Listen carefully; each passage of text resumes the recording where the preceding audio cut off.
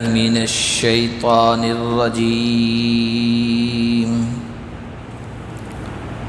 بسم اللہ الرحمن الرحیم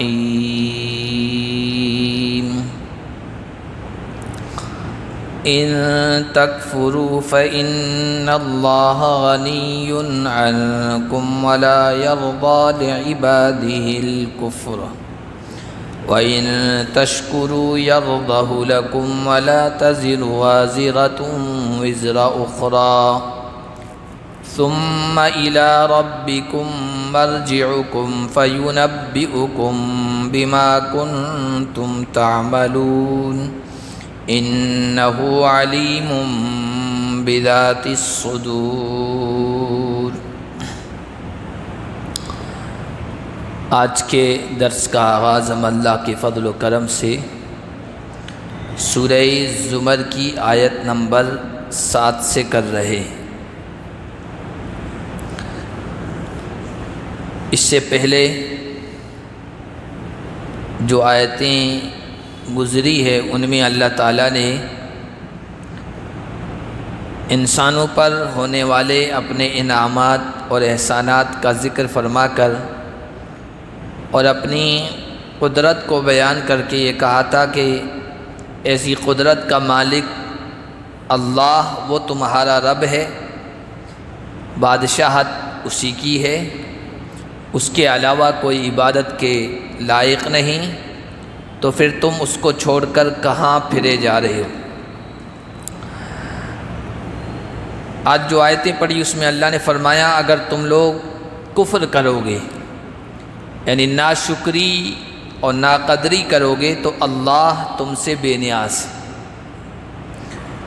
ایسا نہیں ہے کہ تم اللہ کے نافرمان ہو جاؤ گے، ناقدری کر لو گے تو اللہ کی بادشاہت میں کوئی کمی واقع ہو جائے گی، نہیں، اللہ کو کسی کی حاجت اور ضرورت نہیں ہے، وہ غنی ہے، وہ بے نیاز۔ حدیث شریف میں آیا کہ اللہ فرماتے ہیں، خود حدیث قدسی ہے، اگر انسان اور جنات اگلے اور پچھلے سب کے سب ایک متقی اللہ کے فرما بردار بندے کی طرح ہو جائے تو ان کا فرما بردار ہونا اللہ کی بادشاہت میں ذرہ برابر اضافہ نہیں کرتا ہے۔ اور اے لوگوں، انسانوں، جناتوں، اگلوں پچھلوں سب کے سب اگر وہ ایک نافرمان انسان کی طرح ہو جائیں، ما نقص ذلک من ملکی شیئا، یہ میری بادشاہت، میری قدرت میں ذرہ برابر بھی کمی نہیں کرتے ہیں۔ اللہ تو غنی ہے، بے نیاز، لیکن اللہ اپنے بندوں کے لیے ناشکری کو پسند نہیں کرتا ہے۔ وہ یہ نہیں چاہتا کہ بندے ناشکرے بن جائیں، ناقدرے بن جائیں، اس لیے کہ اس میں بندوں کا نقصان ہے اور اللہ اپنے بندوں کے لیے نقصان کو پسند نہیں کرتا ہے۔ وَإِن تَشْكُرُوا يَرْضَهُ لَكُمْ، اگر تم شکر گزار بنو گے یہ تمہاری عادت اللہ کو پسند ہے اور اللہ تمہیں اس کا بہترین بدلہ عطا فرمائے گا۔ وَلَا تَزِرُ وَازِرَةٌ وِزْرَ أُخْرَى، کوئی بوجھ اٹھانے والا دوسرے کے بوجھ کو نہیں اٹھائے گا۔ چونکہ سب سے پہلے مکے والوں سے کہا جا رہا ہے، اللہ کے نبی صلی اللہ علیہ وسلم جب ان کو سمجھا رہے تھے اور وہ سمجھ نہیں رہے تھے تو اللہ کے نبی صلی اللہ علیہ وسلم کو بھی ایک طرح سے تسلی دی گئی کہ اگر یہ لوگ نہیں مان رہے ہیں، کفر کا راستہ اختیار کیے ہوئے ہیں، ناشکری کا، تو ان کی گمراہی کا بوجھ آپ پر نہیں ڈالا جائے گا۔ آپ کی ذمہ داری ہے سمجھانا، آپ کی ذمہ داری ہے اللہ کا پیغام پہنچانا، آپ کی ذمہ داری ہے توحید کو، ایمان کو کھول کھول کے بیان کر دینا، آپ کی ذمہ داری ہے جنت اور جہنم کے راستے کو بتا دینا، گمراہی اور ہدایت کے راستے کو بتا دینا۔ باقی نہیں مانتے ہیں تو اس کا بوجھ آپ کے کندھے پر نہیں ڈالا جائے گا اور نہ کسی اور انسان کے کندھے پر۔ خود جو گناہ کرنے والا ہے گناہ کا بوجھ وہ خود ڈھوئے گا، لا دے گا۔ ثم الی ربکم مرجعکم فینبئکم بما کنتم تعملون، ناشکری کرو یا شکر گزار بنو، سب کے سب کو اللہ کی طرف لوٹ کے جانا ہے، تم سب کا لوٹنا اللہ کے پاس ہوگا اور جو کچھ تم عمل کرتے تھے اللہ اس کے بارے میں تمہیں بتائے گا ہر چیز ریکارڈ ہو رہی ہے، نوٹ ہو رہی ہے۔ فرشتے کرامن کاتبین انسان کے نیک اعمال ہو یا برے اعمال ہو سب کو محفوظ کر رہے ہیں، اور اتنی اچھے انداز سے، مضبوط طریقے سے کہ کوئی چیز اس ریکارڈ سے باہر نہیں ہے۔ کل جب قیامت کے دن انسان اس کا نامہ اعمال اس کے سامنے رکھا جائے گا تو کہے گا ما لہذا الکتاب لا یغادر صغیرۃ ولا کبیرۃ الا احصاها، یہ کتاب کیسی ہے، یہ اعمال نامہ کیسا ہے، یہ کتنا مضبوط ریکارڈ ہے کہ نہ کوئی چھوٹی چیز چھوڑی ہے نہ کوئی بڑی چیز چھوڑی ہے، ہر ایک کو محفوظ کر لیا ہے۔ وَوَجَدُوا مَا عَمِلُوا حَاضِرًا، اور جو کچھ انہوں نے کیا تھا اس کو اپنے سامنے پائیں گے۔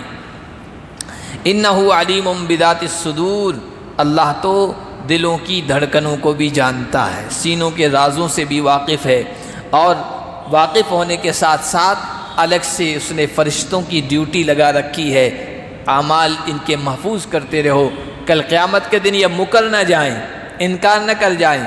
اور حدیث میں آیا بھی، قرآن میں کی آیات آئی ہے اور اس کی تفسیر، اس کی وضاحت حدیث میں آئی ہے کہ بندہ کل قیامت کے دن انکار کر دے گا کہ یہ جو فرشتے گواہی دے رہے ہیں، یہ فرشتے جو گواہی دے رہے ہیں میرے خلاف گواہی دے رہے ہیں، میں ان کو کیسے مانوں کہ یہ صحیح ہے؟ میں جب عمل کر رہا تھا ان کو تو نہیں دیکھ رہا تھا، یہ میرے سامنے نہیں تھے، ان کی گواہی میں اپنے خلاف کیسے قبول کر لوں؟ پھر اللہ تبارک و تعالی انسان کے اعضاء سے کہے گا تم گواہی دو، جو کچھ انسان نے عمل کیا تھا نا اس کے اعضاء گواہی دیں گے، اور انسان تعجب اور حیرانگی سے کہے گا کہ بھائی تمہاری لذت کے لیے، تمہاری خاطر، تمہیں عذاب سے بچانے کے لیے میں جھوٹ بول رہا تھا اور تم ہی میرے خلاف گواہی دے رہے ہو، تم کیسے بول رہے ہو؟ اعضاء کہیں گے جس اللہ نے ہمیں پیدا کیا ہے اور ہر چیز کو بولنے کی طاقت دی ہے، اس نے ہم میں بھی بولنے کی صلاحیت رکھ دی ہے۔ بولتی تو زبان ہے، لیکن جو اللہ زبان میں بولنے کی طاقت رکھتا ہے اور صلاحیت رکھی ہے، وہ اللہ ہاتھ سے بھی بلوا سکتا ہے، وہ اللہ پیروں سے بھی بلوا سکتا ہے، وہ اللہ رانوں کے ذریعے سے بھی بلوا سکتا ہے، وہ گواہی دلا سکتا ہے۔ وَإِذَا مَسَّ الْإِنسَانَ ضُرٌّ دَعَا رَبَّهُ مُنِيبًا إِلَيْهِ۔ آگے انسان کی حالت بیان کی ہے، اور یہ جو حالت ہے یہ اکثر انسان اسی حالت سے گزر رہے جو قرآن نے بیان کی ہے، اور قرآن میں بیان انسان کا پیدا کرنے والا اللہ بیان کر رہا ہے، جو انسان کی طبیعت سے واقف ہے، انسان کے مزاج سے واقف ہے۔ انسان کی حالت یہ ہے کہ جب کوئی تکلیف، بری حالت میں وہ مبتلا ہوتا ہے، کوئی تکلیف اس کو پہنچتی ہے، اس وقت بڑی آہوزاری کے ساتھ، عاجزی کے ساتھ، توجہ کے ساتھ اللہ کی طرف متوجہ ہوتا ہے، روتا ہے، گڑ گڑاتا ہے اور کہتا ہے اللہ بس تو ہی دور کرنے والا ہے، تیرے علاوہ کوئی نہیں ہے۔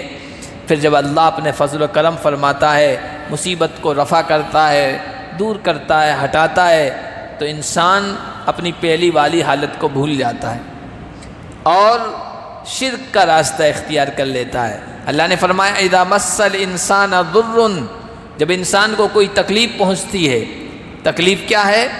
تکلیف بیماری ہے، اللہ سے دعا مانگتا ہے، اللہ بیماری کو دور کر دیتا ہے۔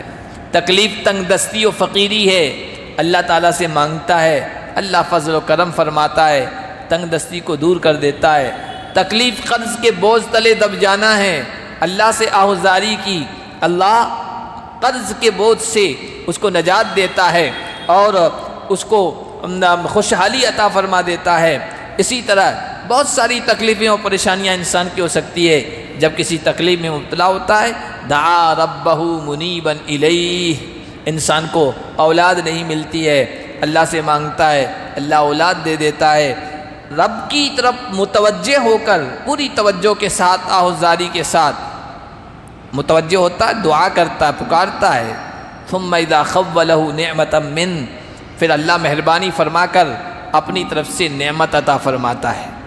نسی ما کان یدعو الیہ، اچھی حالت انسان کی ہو جاتی ہے، بیماری کے بعد شفا مل گئی، تنگ دستی کے بعد خوشحالی مل گئی، قرض کے بوجھ کے بعد انسان کو راحت مل گئی، بے اولاد تھا اولاد مل گئی، بے عہدہ تھا عہدہ مل گیا، بے روزگار تھا روزگار مل گیا، یہ سب اچھی حالت ہو گئی تو نسی ما کان یدعو الیہ۔ انسان کو جب اچھی حالت مل جاتی ہے نا تو زندگی کی اچھی حالت کے نشے میں وہ مست ہو جاتا ہے، غافل ہو جاتا ہے۔ جس بری حالت میں اللہ کو پکارا تھا، اللہ کی طرف متوجہ ہوا تھا، اس کو وہ بھول جاتا ہے۔ وجعل للہ اندادا، اور اللہ کا شریک بنا دیتا ہے، اللہ کا شریک بنا دیتا ہے۔ خوشحالی اللہ نے دی، لیکن کہتا ہے کہ میں فلاں دربار پر گیا تھا اور وہاں نظر و نیاز دی تھی اور وہاں یہ کیا تھا، اس وجہ سے میری تکلیف دور ہوگی، فقر و فاقہ دور ہو گیا، اللہ نے مجھے نواز دیا۔ اولاد اللہ نے دی، لیکن اولاد ملنے کے بعد نسبت دوسروں کی طرف کر دیتا ہے۔ فلاں جگہ میں گیا تھا، پہلے اولاد نہیں مل رہی تھی، اس کے بعد مجھے اولاد مل گئی۔ میری بیماری تھی، ختم ہونے کا نام نہیں لے رہی تھی، شفا نہیں مل رہی تھی، اور میں تھک ہار کر پھر فلاں جگہ گیا تو اس کی وجہ سے مجھے شفا مل گئی۔ اللہ کی دی ہوئی نعمتوں کو دوسروں کی طرف منسوب کر دیتا ہے، اسی کو شرک کہتے ہیں۔ دیا اللہ نے اور کسی اور کے حوالے لگا دیا۔ تو قرآن کہتا ہے وجعل للہ اندادا، اللہ کا شریک بناتا ہے، اللہ کا ہمسر بناتا ہے، اور نہ صرف یہ کہ خود اس ناشکری میں مبتلا ہو جاتا ہے، شرک میں مبتلا ہو جاتا ہے، لیضل عن سبیلہ، دوسروں کو بھی گمراہ کرتا ہے، دوسروں کو بھی رائے مشورہ دیتا ہے، فلاں جگہ تم چلے جاؤ تمہارا یہ مسئلہ حل ہو جائے گا، فلاں آستانے پہ چلے جاؤ تمہیں اولاد مل جائے گی۔ خود بھی گمراہ ہوا، دوسروں کو بھی گمراہ کرتا ہے۔ اللہ فرماتے قل تمتع بکفرک قلیلا، خود گمراہ ہے، دوسروں کو گمراہ کر رہا ہے۔ ٹھیک ہے اے نبی، آپ ان سے کہیے اپنی اس ناشکری، اپنے اس کفر پر کچھ دنوں مزے اڑا لو۔ انک من اصحاب النار، تو نے جو ڈگر اپنائی ہے، راستہ اپنایا ہے، یہ جہنم والوں کا ہے، جہنم میں تجھے جانا پڑے گا، جہنم والوں میں سے ہے تو۔ ایک بندہ ایسا ہے کہ بری حالت کے بعد اچھی حالت آتی ہے، اللہ کو بھول جاتا ہے، یہ بھی بھول جاتا ہے کہ میں نے اللہ کو پکارا تھا، شرک کا راستہ اپنا لیتا ہے۔ دوسرا بندہ امن هو قانت آناء اللیل، کیا وہ شخص جو اللہ کی طرف متوجہ ہے، دن کے وقت بھی ساجدن وقائما، رات کے آناء اللیل، رات کی گھڑیوں میں سجدے کی حالت میں بھی اللہ کو پکارتا ہے، قیام اور کھڑے ہونے کی حالت میں بھی اللہ کو پکارتا ہے۔ یحذر الآخرۃ، آخرت میں اللہ کے سامنے حاضر ہونا ہے، اس سے ڈرتا رہتا ہے، اور اپنے رب کی رحمت کی بھی امید رکھتا ہے۔ خوف بھی ہے، رحمت بھی ہے، رحمت کی امید بھی ہے۔ ایمان اسی کا نام ہے، الایمان بین الخوف والرجاء، ایمان نام ہے امید اور ڈر کے درمیانی کیفیت کا۔ صرف امید ہی امید ہو تو انسان غافل ہو جاتا ہے، نڈر ہو جاتا ہے کہ بس میں تو بخش دیا جاؤں گا، میں تو حضور کا امتی ہوں، میں تو حضور کا عاشق ہوں، میں تو ایمان والا ہوں، پھر چاہے کچھ بھی گناہ کرتا رہے، روزے چھوڑتا رہے، نمازیں نہ پڑھے، جوا کھیلتا رہے، سودی کاروبار کرتا رہے، بس میں تو آخری نبی کا امتی ہوں، میں بخش دیا جاؤں گا۔ امید ہی امید انسان کو نڈر بنا دیتی ہے، گناہوں پر جری بنا دیتی ہے، اور خوف ڈر یہ انسان کو اللہ کی رحمت سے مایوس کر دیتا ہے۔ میں نے تو ایسے گناہ کیے، بس میں تو پکڑا ہی جاؤں گا، اللہ کی رحمت تو مجھے تو شامل حال نہیں ہوگی، میں تو بچ نہیں پاؤں گا۔ یہ خوف ہے، نہ خوف ایمان کا نام ہے، نہ ڈر، بلکہ دونوں کے درمیان کی کیفیت۔ ڈر بھی ہو اور امید بھی، اللہ کی رحمت سے امید۔ بلکہ علماء نے بہترین بات کہی، پوری زندگی تو اللہ کا خوف اور ڈر انسان پر طاری رہنا چاہیے۔ ذرا سا بھی میں نے گناہ کیا، ذرا سا بھی معصیت کی طرف گیا، ذرا سے بھی اللہ کی نافرمانی کی، ذرا بھی دین و شریعت کے خلاف کیا، اللہ پکڑے گا، یہ ڈر ہونا چاہیے۔ اور زندگی کا آخری مرحلہ ہو، اس دنیا سے جا رہا ہو، تو اس وقت بندے پر اللہ کی رحمت غالب آنا چاہیے، امید غالب آنا چاہیے کہ اللہ کی رحمت سے امید ہے کہ میں بخش دیا جاؤں گا، تبھی جا کے بیڑا پار ہوگا۔ تو فرمایا آخرت کا ڈر بھی ہے اور رحمت کی، اپنے رب کی رحمت کی امید بھی رکھا ہوا ہے۔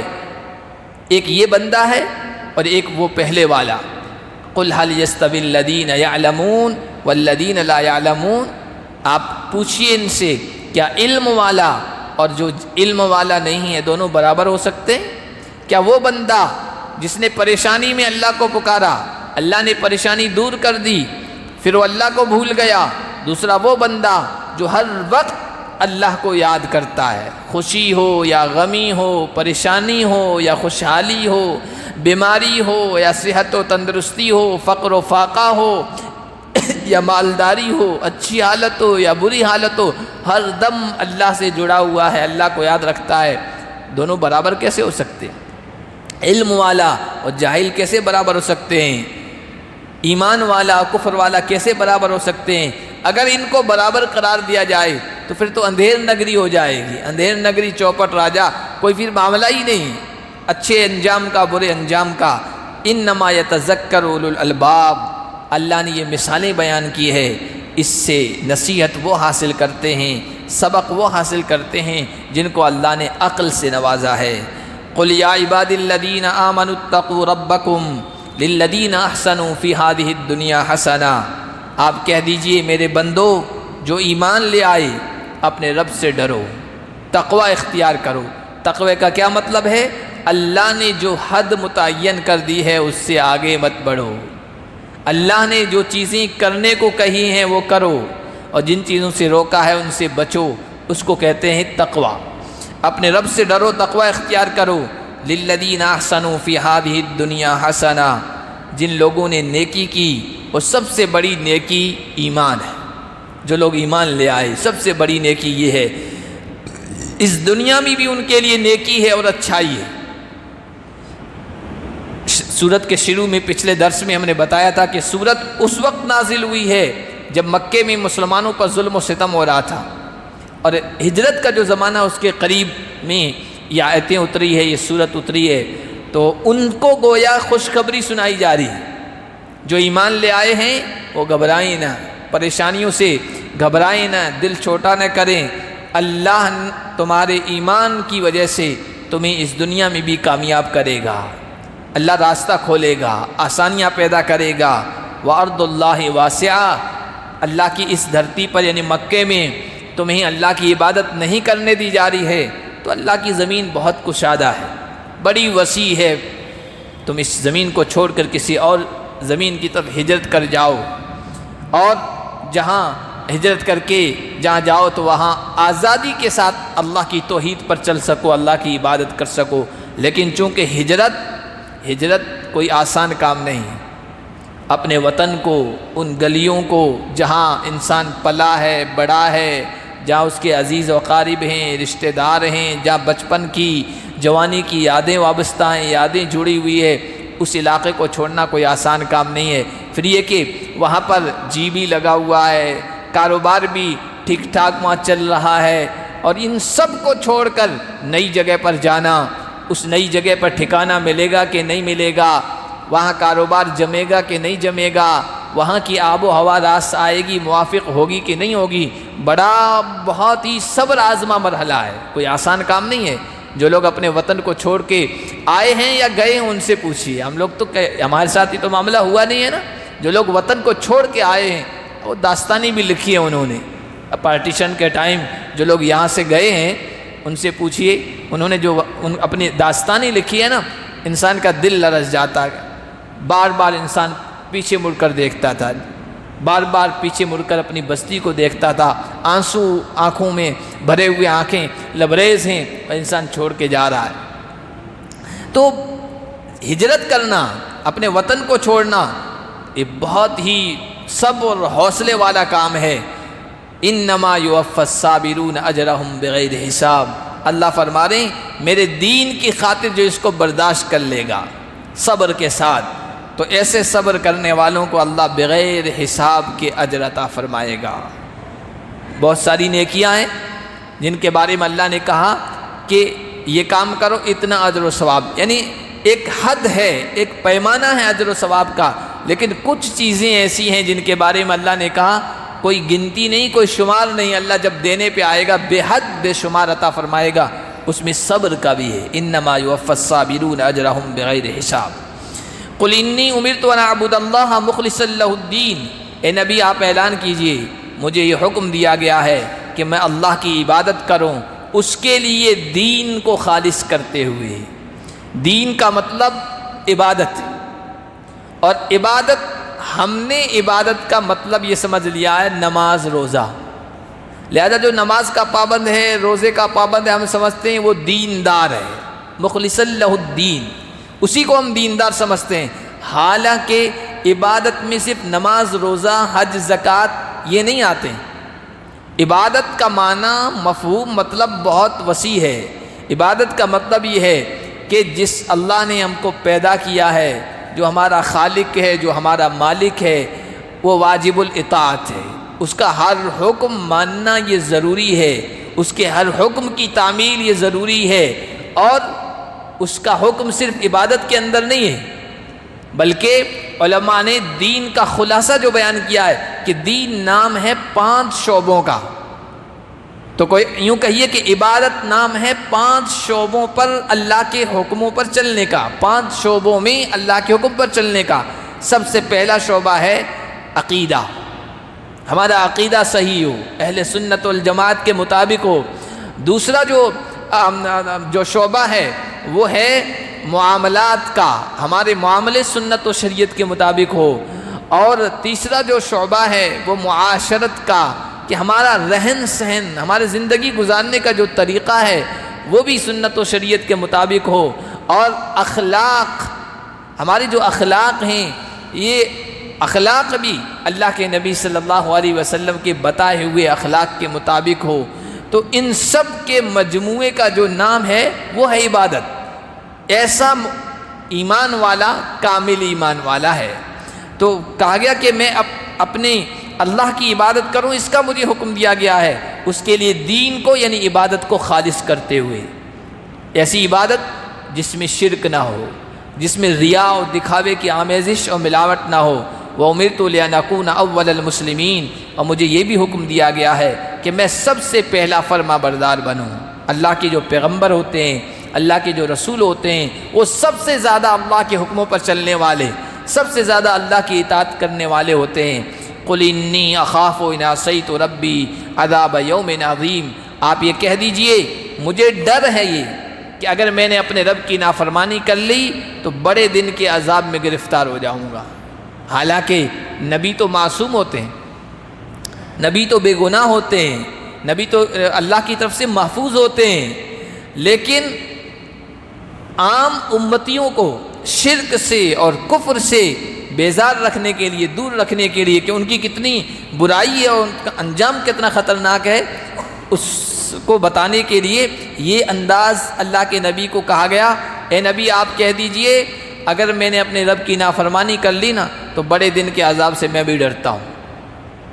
اور ذرا سا بھی شرک ہو گیا سارے عمل بیکار۔ اسی صورت میں اخیر رکوع میں آ رہا ہے، اخیر سے پہلے والے رکوع میں کہ لئن اشرکت لیحبطن عملک، اے نبی اگر آپ نے بھی شرک کر لیا نا تو آپ کا عمل بھی بیکار جائے گا اور آپ نقصان اٹھانے والوں میں سے ہو جائیں گے۔ نبی کیسے شرک کر سکتا ہے؟ لیکن امتیوں کو سمجھانے کے لیے یہ انداز اختیار کیا گیا کہ اگر نبی بھی اگر شرک کر لیں تو بچ نہیں سکتے تو تم کون ہو؟ 18 انبیاء کا، نبیوں کا تذکرہ ہے 7ویں پارے میں، اور ان کا تذکرہ کرنے کے بعد کہا کہ لئن اشرکو، اگر یہ نبی، یہ انبیاء جو اللہ کے برگزیدہ محبوب بندے تھے، یہ بھی اگر شرک کر لیتے تو ان کا عمل بھی بیکار جاتا۔ یہی انداز یہاں اختیار کیا گیا۔ اے نبی آپ کہیے قُلِ اللَّهَ أَعْبُدُ مُخْلِصًا لَهُ دِينِي، میں اللہ ہی کی عبادت کرتا ہوں اس کے لیے اپنی عبادت کو خالص کرتے ہوئے۔ فَاعْبُدُوا مَا شِئْتُم مِّن دُونِي، میں تو یہ کر رہا ہوں، ایک اللہ کے علاوہ کسی اور کی طرف نہیں دیکھ سکتا، ایک اللہ کی عبادت کروں گا، تم اس کے علاوہ جو چاہو کرو، جس کی چاہو پوجا کرو۔ اس کا یہ مطلب نہیں کہ اجازت دی جا رہی ہے، بلکہ مطلب یہ ہے اللہ نے سمجھا دیا ہے کہ یہ ایمان ہے، یہ کفر ہے، یہ توحید ہے، یہ شرک ہے، یہ صحیح طریقہ ہے، یہ غلط طریقہ ہے، یہ کرو گے توحید اپناؤ گے تو کامیاب ہو جاؤ گے، اور یہ کفر والا شرک والا اختیار کرو گے تو ناکام ہوگے اور اللہ کی پکڑ میں مبتلا، اللہ کے عذاب میں مبتلا ہوگے۔ اللہ نے پھر اس کے بعد اختیار دیا ہے مجبور نہیں کیا ہے۔ اللہ کسی کو ہاتھ پکڑ پر توحید پر، ایمان پر، نیکی پر نہیں لا سکتا ہے، اور نہ ہاتھ پکڑ کر کفر سے، شرک سے بچاتا ہے۔ اللہ نے دونوں ہدیناہ النجدین، صحیح و غلط راستہ بتا دیا ہے، اس کے بعد انسان کو اختیار دیا ہے۔ فَاعْبُدُوا مَا شِئْتُم مِّن دُونِهِ کا مطلب یہ ہے راستے ہم نے بتا دیے ہیں، صحیح و غلط کا فرق بتا دیا ہے۔ اس کے بعد اگر تم چاہو اللہ کے علاوہ جس کی چاہو پوجا کرو، لیکن اگر یہ راستہ غیر اللہ کی عبادت کا اختیار کیا تو گھاٹے میں رہو گے۔ اے نبی آپ کہیے ان الخاسرین الذین خسروا انفسهم واہلیہم یوم القیامہ، اصل گھاٹا اٹھانے والے وہ ہوں گے جنہوں نے اپنی جانوں کا بھی گھاٹا کیا، نقصان کیا، اپنے گھر والوں متعلقین کا بھی نقصان کیا قیامت کے دن۔ عام طور پر ایسا ہوتا ہے کہ انسان گھر کا بڑا سرپرست گارجین جو راستہ اپناتا ہے، اس کے متعلقین، اس کے ماتحت گھر والے وہی راستہ اپناتے ہیں۔ اگر گھر کا بڑا سرپرست ایمان والا ہے تو چھوٹے بھی ایمان کو اختیار کرتے ہیں، اگر وہ شرک والا ہے تو چھوٹے بھی شرک کے راستے پر چلتے ہیں۔ بڑوں کو دیکھ کر گھر کے چھوٹے رنگ اپناتے ہیں، ان کا طرز اختیار کرتے ہیں۔ اس وجہ سے جو شرک کرے گا وہ اپنی جان کا نقصان کرے گا اور اپنے گھر والوں کا بھی نقصان کرے گا۔ الا ذالک هو الخسران المبین، اس سے بڑھ کر اور کیا گھاٹا ہوگا کہ انسان نے خود کا بھی نقصان کیا، گھر والوں کا بھی نقصان کیا، سب کو جہنم میں پہنچانے کا ذریعہ بن گیا۔ اللہ ہم سب کی حفاظت فرمائے۔ لہم من فوقہم ظلل من النار ومن تحتہم ظلل، جو جہنم میں پہنچ گیا ان کے اوپر سے بھی آگ کا سائبان، ظلل کہتے ہیں چھتری کو یا بادل کو یا سائے کو، آگ یا پنڈال کو، آگ کے سائے ہوں گے، آگ کے پنڈال ہوں گے، اور ان کے نیچے بھی اسی طرح آگ کی لپٹیں ہوں گی۔ ذالک یخوف اللہ بہ عبادہ، اللہ نے یہ تذکرہ اس لیے کیا ہے، اللہ اپنے بندوں کو ڈراتا ہے، اللہ اپنے بندوں پر شفیق ہے، مہربان ہے۔ وہ یہ نہیں چاہتا کہ کوئی عذاب میں مبتلا ہو یا کوئی جہنم میں جائے۔ تو جہنمیوں کا تذکرہ اور جس وجہ سے وہ جہنم میں جائیں گے ان چیزوں کو بھی، ان اسباب کو بھی اللہ نے بیان فرما دیا ہے۔ یہ اس وجہ سے کہ اللہ اپنے بندوں کو ڈراتا ہے، متنبہ کرتا ہے، چوکنا کرتا ہے، اور کہتا ہے یا عبادی فاتقون، اے میرے بندو جہنم سے بچ جاؤ، جہنم سے بچنے کا ذریعہ اور سبب اختیار کر لو۔ والذین اجتنبوا الطاغوت ان یعبدوها وانابوا الی اللہ، جن لوگوں نے طاغوت کی عبادت کرنے سے انکار کیا، جو لوگ طاغوت کی عبادت سے بچے رہے۔ طاغوت کیا ہے؟ طاغوت شیطان کو بھی کہتے ہیں کیونکہ یہ انسان کو گمراہ کرتا ہے۔ طاغوت بتوں کو بھی کہتے ہیں کہ ان کی عبادت انسان کو اللہ سے گمراہ کر دیتی ہے، یا وہ بتوں کی طرف، بتوں کی پوجا کی طرف بلانے والے مہت، گرو، سادھو، سنت، جو بھی غیر اللہ کی پوجا و پرستش کی طرف بلانے والے ہیں وہ بھی طاغوت میں شامل ہیں۔ انسان کا نفس بھی طاغوت ہے کہ یہ انسان کو گمراہی کی طرف لے جاتا ہے۔ اور علماء نے لکھا کل ما اضلک عن عبادت اللہ فہو الطاغوت، ہر وہ چیز جو اللہ کی عبادت سے انسان کو غافل کر دے وہ طاغوت میں شامل ہے۔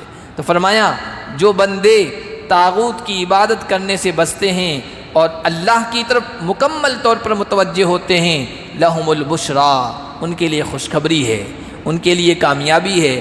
فبشر عباد، لہٰذا اے نبی میرے بندوں کو آپ خوشخبری سنا دیجئے۔ کون سے بندے؟ الذین یستمعون القول فیتبعون احسنہ، جو باتوں کو سنتے ہیں اور اچھی باتوں کی پیروی کرتے ہیں۔ اب یہ باتیں بتائی گئی، ایمان کا راستہ، کفر کا راستہ، توحید کا راستہ، شرک کا راستہ، جنت کا راستہ، جہنم کا راستہ، جنت میں کیسے پہنچا جائے، جہنم میں پہنچانے والی کیا چیزیں ہیں، یہ سنی ہیں۔ اور پھر جو اچھی باتیں ہیں وہ ان کی پیروی کرتے ہیں، ان پر چلنے کی کوشش کرتے ہیں۔ اے نبی ایسے لوگوں کو آپ خوشخبری سنا دیجئے، اولئک الذین ھداھم اللہ، یہ وہ لوگ ہیں جن کو اللہ نے ہدایت دے دی، صحیح راستے پر لگا دیا۔